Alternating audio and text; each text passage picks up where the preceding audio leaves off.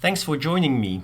In this screencast, we'll talk to you about how you can ace an on-site interview for a junior faculty position.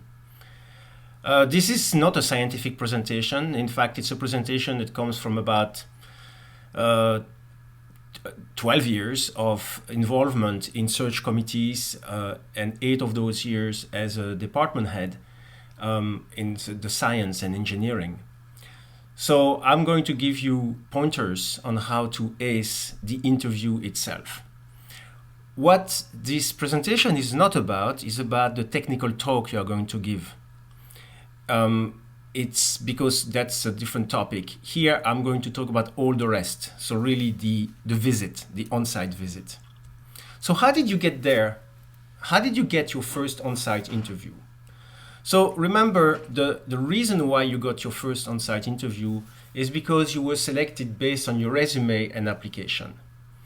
So sometimes junior postdoc and aspirant junior faculty do not realize that they are, for a typical position, they can be more than 100 applicants. In fact, sometimes in some university can reach 1,000.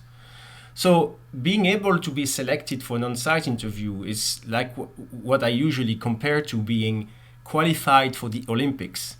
You might not get a medal, but being part of the Olympics is already a big achievement. So the point is that if you've made it to the on-site interview, that means that you are very competitive, and that means that you have been selected based on your resume and application. I really insist on this because people you are going to talk to will have read your resume and application. So even though it's a good idea to repeat and to remind people of what you are in your resume, do not spend too much time doing things they already know. What matters is the rest, and it's what this seminar is about. So they already down selected you because your profile matches. And you may also have already completed a phone or Zoom interview. This is something that happens more and more often. The process is that you apply, there is a review, and then there is what we call semi-finalists. So maybe a dozen or so semi-finalists that are interviewed by Zoom, and then people select maybe 5 finalists who then come on on-site interview. So what's the purpose of the on-site interview if it is not about talking too much about the technical part, which you do anyways during your talk, but which I'm not covering here? Well, the overall purpose of the on-site interview, I think they are threefold. The first one is to make sure they want you as a colleague. So that's a very important point that we sometimes underestimate a little bit. But most of the people you are going to meet during your interview, and in fact the same people who are going to vote on the selection of who will be selected for the position, and they are not experts in your field. You might apply for, let's say, a position in high energy physics in a physics department. Physics department has people from all over fields, and probably most of people in that department are not experts in high energy physics. So you see, these are the people you are going to meet. So the overall purpose of this is really make sure they want you as a colleague, a person they can actually go have a cup of coffee with. They can actually sit on committee together, really being a colleague for decades to come. Of course, they also want you to be successful. And very often in academia, being successful, the first step is to get tenure eventually.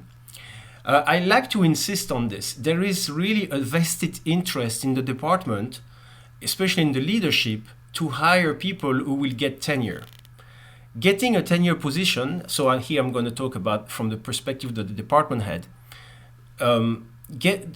having an open position, a tenure line position, is actually sometimes difficult and takes lots of effort from the part of the leadership of the department. So when that position is open, the goal is really to fill it with somebody who is going to be successful and actually going to stay in the position.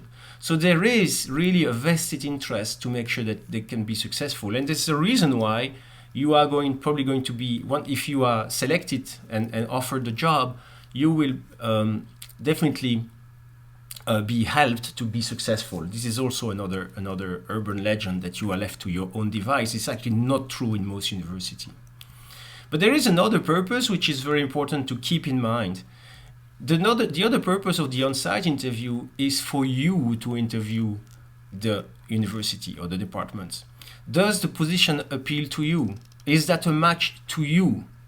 Frankly, there are places that you visit that are not places where you want to work.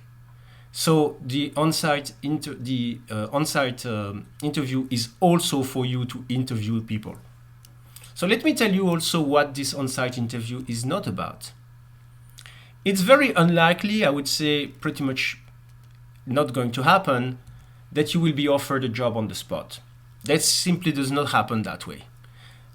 Just the reason that people interview 3, 4, 5 different people, that means that the committees have to get back together and vote on who is the candidates they want to rank first. So there is essentially no way that you get offered a job. It's very unlikely that you will negotiate a startup. Negotiating a startup fund is usually done when they are ready to offer you the job. Now, it's possible that it's your second on-site interview. The second on-site interview is usually the time when you negotiate startup, but here we are talking about first on-site interview. One caveat, one thing that I should say about not negotiating startup is that it is possible that people will ask you, what would you need to do your research? So if you need a very specific wet lab, or you need to work with mice, or you need to have an expensive laser, that kind of thing you can say, but do not necessarily be tempted to talk about dollar amounts. Talk about the needs in terms of how you conduct your research. One thing that I'm going to insist a lot in the coming minutes is that an interview is not a social event. It's a purely professional exercise. In fact, I dare say that for junior scientists, so people who in fact have the first round of applications, this on-site interview is probably the most important professional exercise they've been part of so far in their life. So it's not a social call. So you have to act professionally every single moment. I will give you some warning later about how it works. And sometimes you feel, oh, people are really friendly, and then that's nice. And then you let yourself be also friendly and get to a place where you are more relaxed and where people ask you questions just to poke in directions that you may not feel so comfortable. So I will explain that in more detail in a second. So about the interview itself, this is a small thing that I like to mention to you because I've seen it and I've also seen studies published about that. You will be given a series of dates to choose from. Try to pick a late date rather than an early one. I'm not going to talk too much about this, and I'm not a psychologist, but there is the well-known issue with recency bias. And the recency bias means that after, in this case of the interview and the decision on who to give an offer to, what happens is that very often people reconvene together to decide who will get the job. And very often we have a much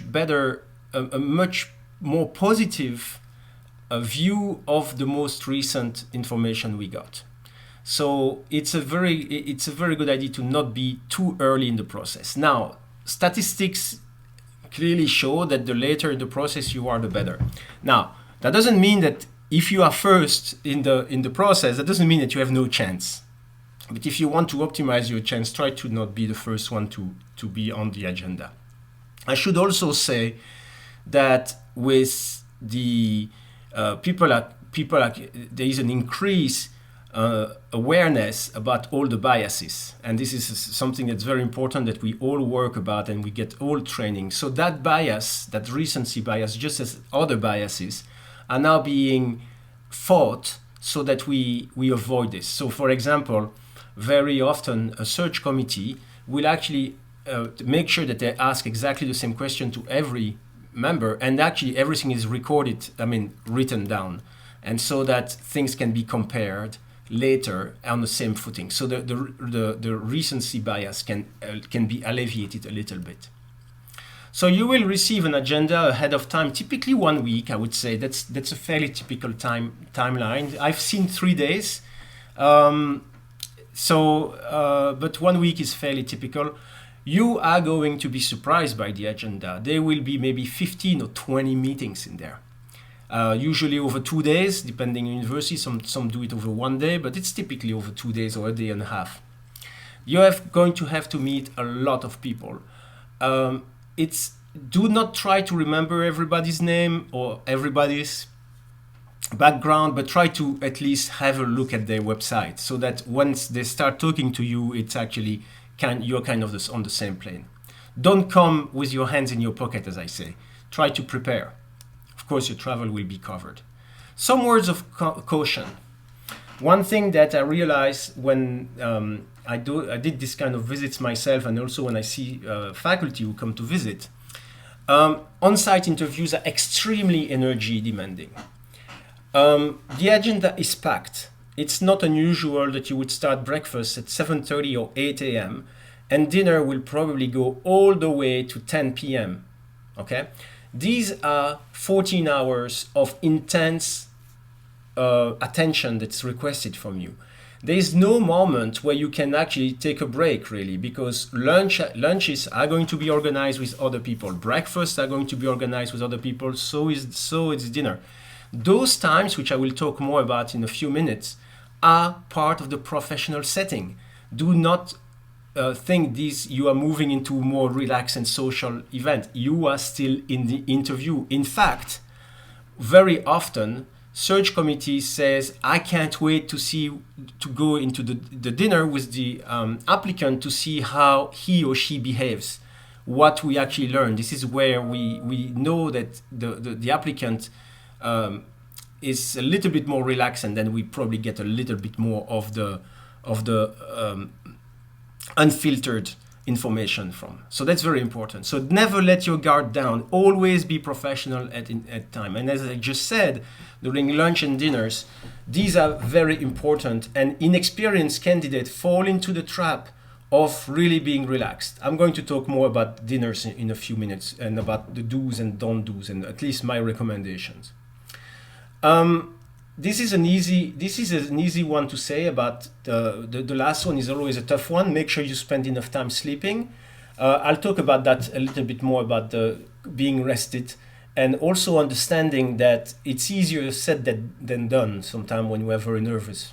As I said, after all, this event is one of the most important in your career. So the interview dinner. The interview dinner is an interview. Just turns out there is food between you and the other people you are talking to. Never let your guard down. This is not a social dinner. I have some personal recommendations for you,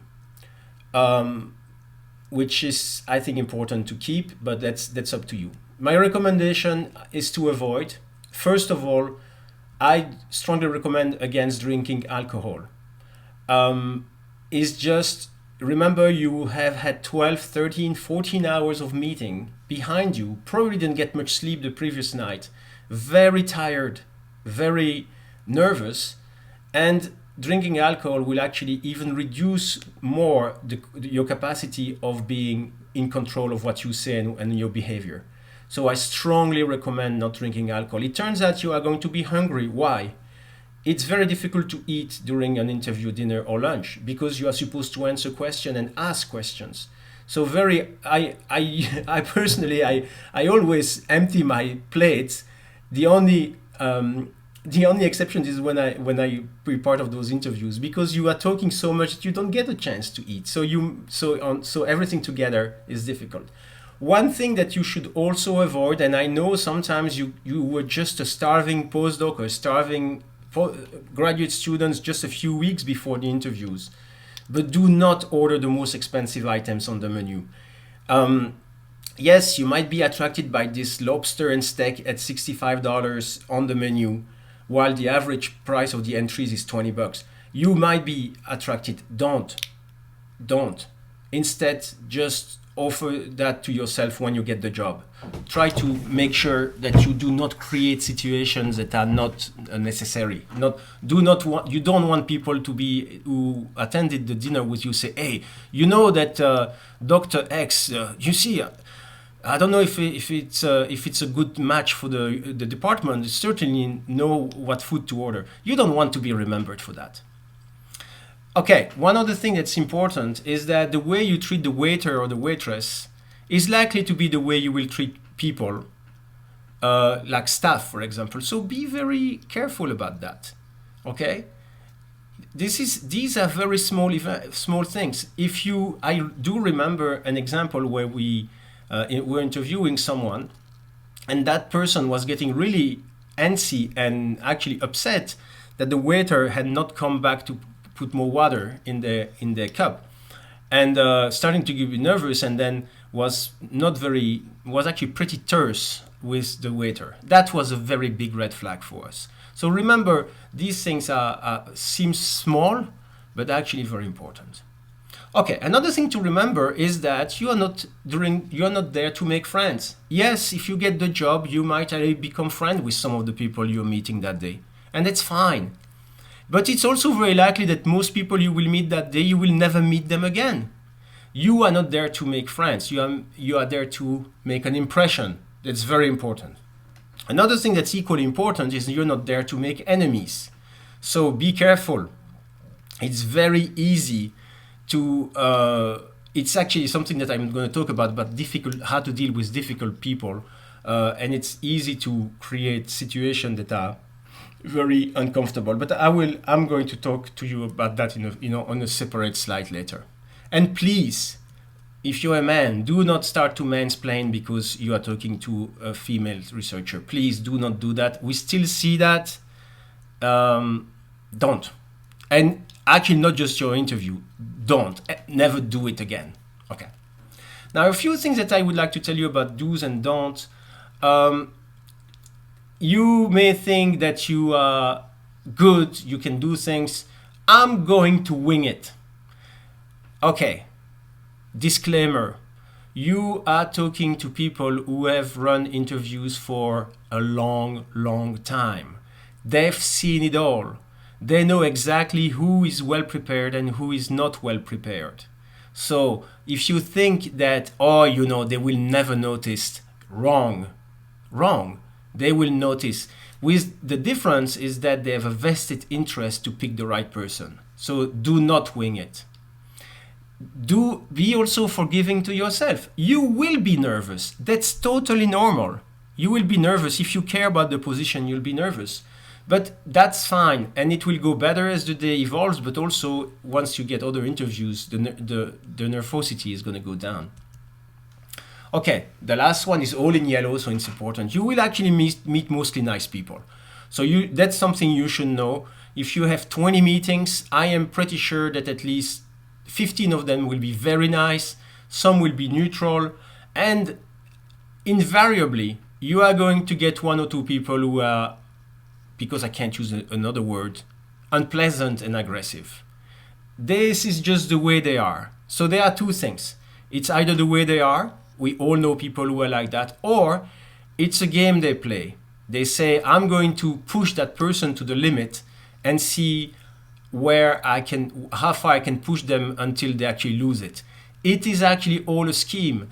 But it's a wonderful scheme because it gives you an opportunity to show your strength in how you deal with difficult people. So how to deal with difficult people is important. Especially during an interview. Now, you are going to have questions during your technical talk you are going to identify people who ask the questions like this. And again, it's important to stay calm. Do not take things personally. It's part of the process. People are watching how you react. And in fact, it's a great opportunity to show your strengths and your skills. So this is an opportunity to show your character. And as I said, dealing with difficult people is one of them. So that's something I wanted to say. So just to go back, the two main questions that they have, remember, I try to repeat this because it's important. Is this person going to be successful? Do I want this person as my colleague? So there is a book actually that describes, do I want this person as my colleague? A book that I was offered on my first day on my current job by the dean, on how to help hiring people in the department. And sorry, that book is the cover of that book is how you build a civilized workplace and surviving one that isn't. So this is all about how do you want that person as a colleague for the future of your department. So remember, this is a two-way street. You also interview them. You will be mostly talking to people who are not experts in your field. So prepare a short elevator speech or a few of them that you can explain to people so that you really have a story to tell. And it's fine. What I find that works really well is that go back to basic. Even if, let's say that you interview for a physics position, it's fine to talk about physics for first year. That way you show that you can explain something, that therefore you can be a good teacher. So try to show passion. Try to show that you understand things, but do not start to go on a technical depth to people who are not in your field. This is not useful. In fact, trying to show off is completely useless. Again, remember, you are interviewing with people who went through that process many times. You are not going to fool them, okay? So what matters is not just what you say, it's also how you say it. And this is really the part of being a colleague. So I already mentioned, but I think it's so important, be professional. This is not a social call, be professional. Another thing I want to say about people who actually have kind of a game, or kind of an act about trying to see how you react, is about questions you will get. You might get questions that look really weird. In fact, I should say, you will get questions that are really weird. There might be questions that you might even think they are stupid. But do not be fooled. Most of the questions are asked with a very clear idea in mind. So how you react is more important than what you actually say. So be ready for this. It's important to keep calm. It's fine. You know, most people who apply for those positions, so we are talking about professor position, assistant professor position, have a PhD. So they went through a lot of exams. They went through the thesis defense, so they know how to deal with this. If you are somebody who gets a little bit excited about or outraged about things they hear, do some training about how to act. So ask a friend to start to coach you a little bit before, and this is really helpful. And thing that I already mentioned before, but I say it again, the interview is a marathon. Each mile counts. So you are meeting 15 people in one day. You need to show the same level of attention and respect to the number 15 that you did for the number 1, number 5, and all of them. So every mile counts. It's not that the last mile counts more than the middle mile. Every single one counts the same. When you talk about technical questions, it's fine to show depth for some people, but most people will not get it. But you show breadth, it's very important. And more importantly, if your job will involve some teaching, it's a good idea to show that you can teach a lot of things, not so much by saying it. You don't even have to say, oh, I could teach optics, I could teach thermodynamics, I could teach this and this. No, show by example that you are actually well versed into those fields and that is something that's interest to you. I find myself that reading your society journal, you know, those that are kind of between layman's term and very technical, is actually very helpful to have this culture, the scientific culture that you can use during an interview. One thing you should never do is make up an answer. If you don't know, you don't know. In fact, this is the nature of knowledge. Knowledge is we are only attracted by knowledge because we don't know. This is ignorance that leads us to get more knowledge. So it is okay for you to say you don't know. Okay? It's perfectly fine. It's perfectly fine so long as you don't say it to every single question. So you can say you don't know to a couple of them, but not too many, please. Otherwise, you really don't know much, so you should not have been selected. No, more seriously, it's fine to say you don't know, or you can qualify your lack of knowledge by saying, but if we were talking about this or that, you could actually move there. Never criticize other people during a interview. Do not do that. That's a big red flag. You're not there to criticize people. Certainly not your former boss or colleague or anybody. In fact, nobody should be criticized there. Okay?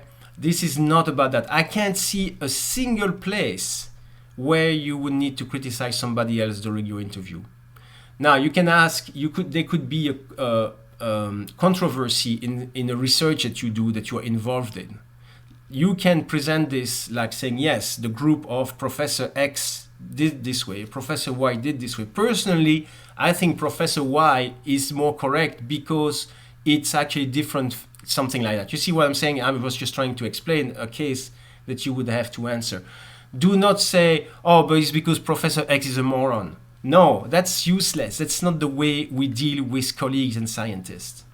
So from that perspective, use humor if you can, but read the room and do not overuse it. If you are not good at using humor, or if you find that your joke usually fall flat, don't use humor. That's probably not the right place to do. I was recently told that somebody was using ethnic-based humor. Never, don't do that. Sexist jokes are not funny, they're not jokes. Jokes about age, about disability, about many things are not funny. They are simply not funny. So this is actually an oxymoron to say it's a sexist joke. It's an oxymoron. There is nothing funny about that. So be careful about your use of humor. It can be powerful, but it can also be dangerous. What I find very important is a change of pace. So sometimes being very serious and doing something a little bit lighter is good. So you're changing pace in the way you talk. That's great. But this is something that takes a little bit of practice to achieve. And this is actually what most good teachers do. They are able to do this change of pace. So who will you meet?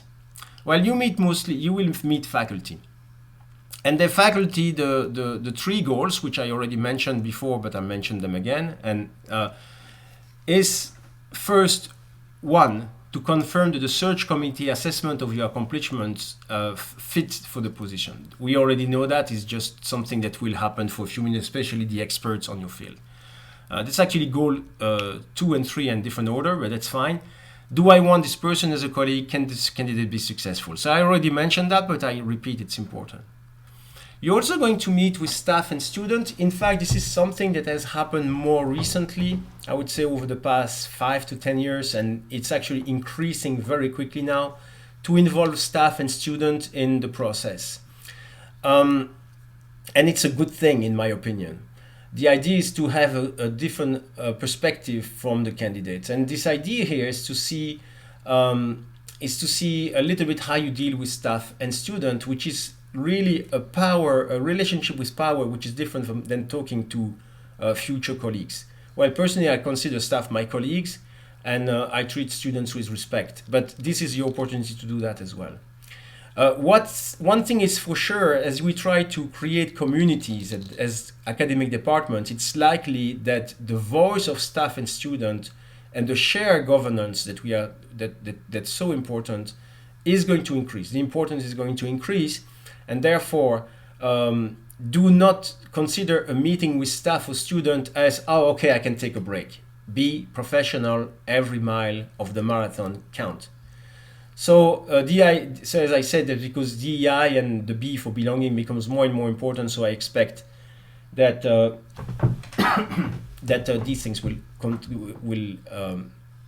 increase. So I'm not going to give a seminar on DEI, but I'm just going to tell you one thing that's a very, very easy to avoid mistake. Somebody talked to you about DEI, talked to you about diversity, about racism, and so on. And very often people say, oh, but I treat everybody the same. I am not a racist, I'm not a sexist, I don't believe in privileges, I treat everybody the same. Obviously, as anybody who has actually done DEI studies seriously, they treat everybody the same is exactly not the right answer. And everybody has seen a picture or a version of this picture here. Treating everybody the same is equality, is a second vignette in the picture there. That's treating everybody the same. Okay? So that the right answer is that we need to bring equity and justice, in fact, to things that we do. Saying that we treat everybody the same is not true. Let me give you an example. If a woman has just had a baby, a professor had just had a baby, clearly the way that how they are tired, how much time they have to take for take care of the baby and so on, is going to be different from a man who does not have a baby, okay, or even a woman does not have a baby. Saying I'm going to give them the same amount of work, I'm going to expect the same amount of work from the committee, is equal, but it's not equitable. That can be true for other things as well. So that was just a very simple example. So I treat everybody the same, or I have an African American friend kind of thing. These are bad answers. So please be smarter than that. You will interview sometimes with administrators. When I talk administrator, it can look like a swear word, but it's not. Administrator would be a department head, a dean, or if it's a position like a chair position, for example, you might even meet with a provost, depending on the size of the university and the institution. These meetings are usually at the end of the day. Do not let your guard down. I always like to joke that the only place where you sit on a sofa during an interview is when you meet with a dean. For some reason, the dean's office has a sofa and an armchair. And you wonder, why is that so? All the other offices that I went through during the day, they are just regular table or meeting table of some sort. Well, it turns out it's just to put you a little bit more at ease. So it's again the idea of having your guard down. This is not malicious. It's not. It's just the way that politics and strategies are run. So be ready for this and don't be too nervous. Be yourself. It makes no difference. The person you are talking to was once in your spot. So they know exactly what you are going through. One thing that you have to understand, though, is that those administrators are very experienced at hiring processes. They have seen it tens and tens of times. So do not play a game of trying to fool them, because you might win, but it's more than likely that you won't. So be yourself, be very frank and candid, and whatever question they ask you, it is never random. So you should know about this. Now, they are certainly unlikely to be expert in your field. So rehearse your elevator speech. I have a little anecdote to tell here. Again, that was a meeting between a very good person. That person was very good in terms of the technical side, and very good person to have in the department. And in fact, it was selected, and it was essentially the front runner by a large margin. The last meeting of the day was a meeting with an upper level administrator, let's say a provost. And the provost, knowing, because the provost knows things, the provost has spoken with the chair of the search committee and so on. The provost knew that this was a very good candidate. So the provost has say, okay, I'm going to meet with the candidate and ask the candidate, oh, so can you tell me something about your research? So that was a very innocent question. And the candidate, who was tired after a long day, knew that the day had been going awesomely, just replied, oh, I don't think you would understand. That's what the candidate answered. Well, let me tell you that candidate ended up not getting the job. So I hope you understand what was wrong there. So again, you may repeat the same thing many times over, but always be respectful and always read the room. Okay, so avoid a false sense of comfort, as I said, that sometimes you impose on yourself, sometimes is actually kind of more calculated from the part of the interviewers. So let me give you an idea about some typical questions that you might hear. What can you teach? There, be broad enough. Do not say, I can only teach organic chemistry, because it may very well be that the person who is teaching organic chemistry doesn't want to let it go. So that you might just make an enemy just for that reason. So be broad in what you can teach. How important is the department's culture to you? So there they really want to know how you care about the department. Are you going to be a good citizen of the department? So being part of committees and taking care of students, mentoring, and so on and so forth. How do you handle diversity and equity? I just spoke about that 2 slides ago. How do you handle conflicts? And how you do handle conflicts sometimes is done in a real life scenario, as I said, by people who are difficult, who really are pretty aggressive. I personally hate it. I do not think it's the right approach, but I basically, every single interview part that either I was part of or that I was on the other side of the fence, I've always seen at least one person who was being unnecessarily aggressive. I just don't know why people feel the need to do that, but it just happens. It is not you, okay? This is one thing you should know. It is not you, it's them. So my best advice is treat them as you would treat a 5-year-old that has a tantrum. Try to deal with difficult people by trying to lower the level of tension so that you get to a place where you can actually have a good conversation. In fact, it is not as hard as it sounds. Just practice, please, practice. It's easy to do. So how collaborative are you? Because the people usually like to be able to create teams, especially that a lot of funding now in university come from external grant, and the external grants are larger for collaborative teams. So this is something that's important to them as well. One thing I have to tell you, which is a little bit different from this, but I think it's important for me to tell you something here, talking about diversity and acceptance. Human resources does not allow interviewers to ask personal questions such as sexual orientation, religion, family composition, marital status. In fact, it is not allowed. The reason why it is not allowed is because the decision about selecting you as the person to get the job has absolutely nothing to do with any of those criteria that I just wrote on that slide. So unfortunately, even though we've been pushing for this for the past 10-15 years, there are still dinosaurs who feel that they should ask questions like this.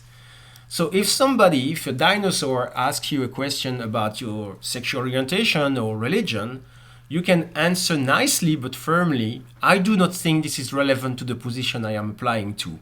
Do not feel that you are in a weak position where you are unable to answer the question. This is also showing your maturity to do this. But again, there is a way to do it. There's a way to do it, and the way to do it is to do it calmly but firmly. Okay? So that's something that's important. I had a question when I gave this seminar live that somebody, for example, for a religious reason, does not eat some kind of food. And they go to a restaurant and they want to make sure the restaurant is appropriate and there will be items in the restaurant that works.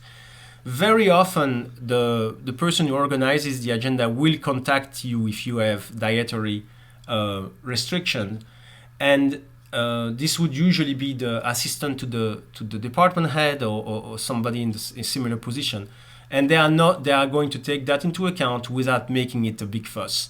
So just so you know, so do not worry about that. Okay. As I said, you're going to meet with the same people a number of times, so let me tell you a little bit how you deal with multiple meetings. You will have to repeat the same answers often. Do not show impatience or the fact that you are tired of doing that. You need to be on your A game at every single moment, certainly at a single 5-10 minutes at the beginning of each interview, each different meetings you will have. Each time act as if it were the first time you answered it. Take your time to answer. Be yourself. More importantly, if you have any doubt about the question, and you might be very tired at some point, even low blood sugar, believe me, it can be very tiring. Just ask again, and if you need to take a break, just take a break. So time your 30 minutes. It's typically 20 to 30 minutes each meeting that you have with individual people. Time them well. Make sure that there is enough time for you to ask your question. So that's why you need to prepare your own question ahead of time. Those questions, everything that you answer should be compatible with your cover letter. That's what CL stands for, cover letter. And as I said before, have a couple of elevator speeches ready so that you can have a good conversation without looking too much about, thinking too much about what you want to say, just like I did now for illustration purpose. Okay, avoid conflicting answers. There's no point in saying A to a person, B to a second, and C to the third. They will talk, and if they see that it's not compatible, they will have a big question mark. This is usually sloppy more than anything else. It's probably not, you probably don't want to create any problem. It's more sloppiness, but this is sloppiness that make you lose points, really. Do not argue unnecessarily. In fact, argue enough to show that you have strong positions, that you are an expert, that you're not going to let anybody bully you, but do not argue unnecessarily. Be a big person, be professional, okay? Important. That's one mistake I see a lot, is people working on this, on the technical talk on the plane or in the hotel the previous night. Don't do that. This is not the right way to get a good sleep. Plan to work, do not plan to work on your talk on the hotel or plane. Do it before you leave. You may need to make a change or two, but your talk when you leave your office should be complete, okay? That gives you enough time to sleep, maybe sleep a little bit on the plane if you have to take a plane, or taking a relaxing evening in the hotel. You know, instead of having to write your talk until 1 in the morning, if you can go to bed at 9:30 or 10 so that you can read a good book or something, you are going to be happy the next day that you did, because you will be much less nervous. So make sure you have enough sleep, but I also understand that if it's your first interview, you might not get much sleep. It's very important that it's very likely that you will not get much sleep. That's fine. But what's important is how well you slept the previous night. So what really matters is how much tired have you been over the past 3 or 4 days. So make sure that you get enough sleep, or even take a nap the previous day. Just try to accumulate sleep. That's a good idea, because that way you won't fall asleep during your interviews. So being nervous is okay. Don't be too crazy on yourself. It's fine to be nervous. It's because you care.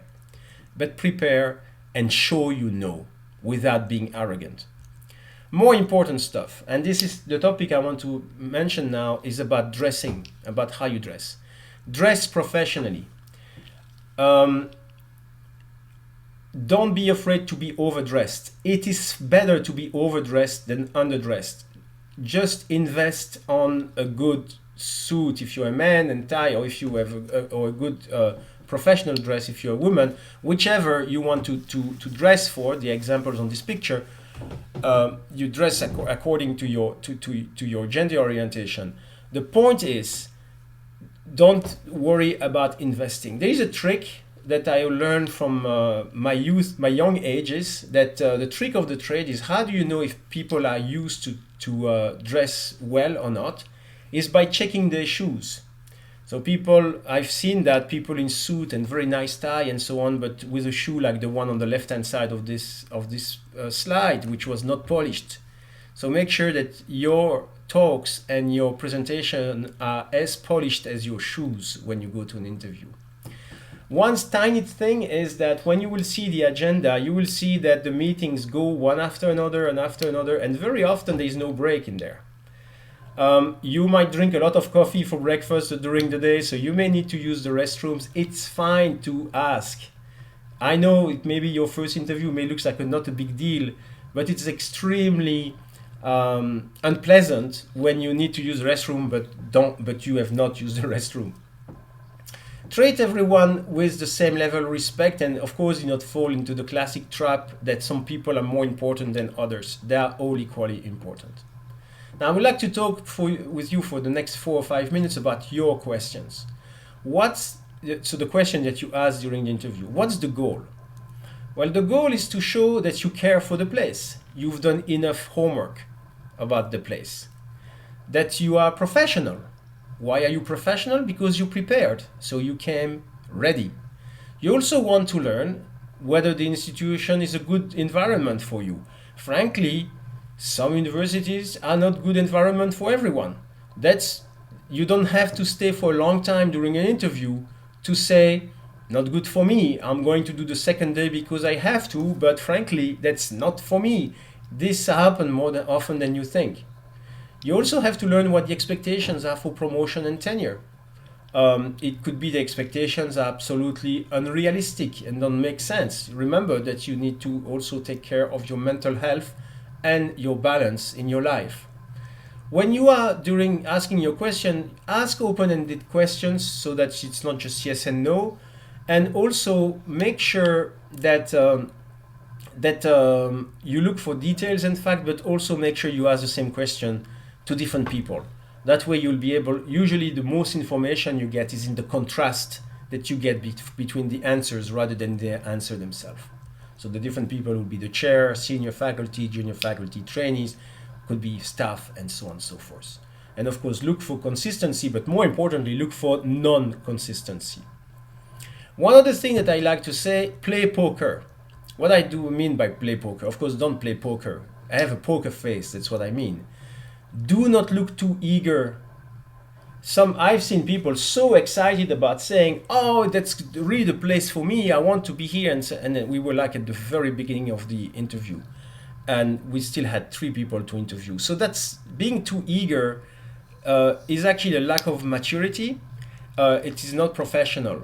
So don't be too eager. Show interest, of course, but don't go over the top. Okay? Don't try to stay professional.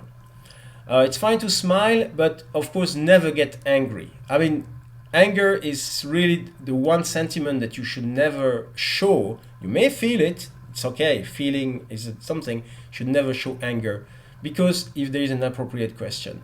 This is academia. As you know, academia is made up of some people who love the drama. Not all of them, but those who love the drama are loud enough. One thing that I really, really recommend not doing in your first interview is to talk about salary.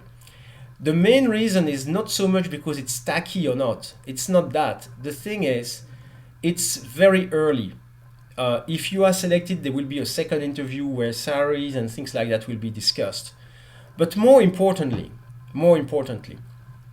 the salaries that university offer today, it's very different from 20 or 30 years ago, but today, every single university or HR in the university use benchmarks across all the university, for example, in the country. And the starting salary they give you is usually well right on the mark that you expect. There might be some tiny changes here and there. You can negotiate a few $1,000s above. But the point is the salary that will be offered is probably well aligned where what it should be. So why am I saying this? I'm saying that you may lose a little bit of you may lose a little bit of credibility by talking about salary too early, and the return on investment of asking that kind of question is tiny because the salaries are usually well aligned. So I just want this to say that my recommendation is not to talk about salary at all. And in fact, you will not be offered the job by the end of the day. I already mentioned that at the beginning of my presentation. Now, all the interviews is done and good, and you go home. So what do you do? Always do, and I really insist on this. Always do this, even if you decided the place is not for you, or even if you saw that clearly that you're not going to be selected because it just didn't work out. Sometimes you have that feeling, and it's fine. Don't sweat too much over it. But always send a thank you email to each person individually. This is just the right thing to do. I just give you a template here, something like this. Thank you for taking the time to talk to me during my visit to a certain university. I enjoyed our conversation, and if you have additional questions for me, please do not hesitate to contact me at this email address. That's good, professional, and clear. You can also ask to the chair of the search, just one person, not each of them. Let me know when you think I can expect to hear from you. And this is something I really insist on. It's probably the last point I insist on before I wrap up this seminar, is that do not pester people with reminders about hearing back. Do not. Just, you can ask the first time, and then people, if you are selected, you will know. Okay? Now, imagine that you have another offer somewhere, but that position is attractive to you. It is fine then to talk to call back and say, listen, I don't know if you have reached a decision, but I should let you know that I am going to get an offer from another university. That kind of thing is fine. Okay. But of course, as I said, do not be professional. I think I said that at least a dozen times. But professionalism is really what people look for in an interviewee. So this will be my last slide. And it's an important one, and I try to remind every single one of people who come back from first interview and do not get the job. I like this image that I used at the beginning of the seminar about being a finalist, being qualified for the Olympics. Getting an in-person interview is qualifying for the Olympics. It's basically saying that you have what it takes to be among the best. It just happens that you didn't get the gold medal this time around. But that means, though, that because you're the interview, that you are competitive, and you will get more interviews. Okay? You will get more interviews. And you also have to accept that, yes, sometimes people are better fit than you for a given position. We have to accept that. If only the perfect people could get the job, then we would not know how we all would get a job, right? So I hope that this talk was of some use, and I'll be happy to answer any question in the chat, in the comment section. Thank you very much.